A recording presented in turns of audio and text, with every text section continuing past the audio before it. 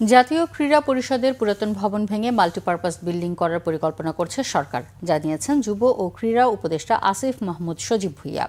দেশের বিভিন্ন জেলার ৬৫টি স্কুল নিয়ে অনুষ্ঠিত হয়েছে জাতীয় স্কুল জিমন্যাস্টিক্স প্রতিযোগিতা। ২৬টি ইভেন্টে অংশ নেন ২১২ জন প্রতিযোগী।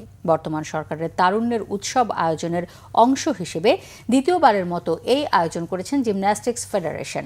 জাতীয় ক্রীড়া পরিষদের বদ্ধ ঘরে গরমের মধ্যে প্রতিযোগিতায় অংশ নিতে গিয়ে গলদঘর্ম প্রতিযোগীরা, নেই পর্যাপ্ত ফ্যাসিলিটি। এই সমস্যা দ্রুত সমাধানের আশ্বাস দেন যুব ও ক্রীড়া উপদেষ্টা।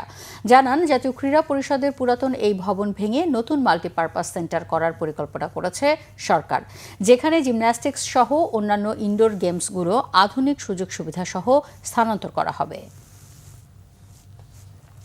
এখানে একটা মাল্টিপারপাস একটা ভবন করার পরিকল্পনা চলছে এবং সেখানে আমরা জিমন্যাস্টিক্স ফেডারেশন সহ আরও অনেকগুলো ফেডারেশনকে এখানে স্পেস দিতে পারবো এবং ওই ফ্যাসিলিটিসটা আমরা প্রোভাইড করতে পারবো।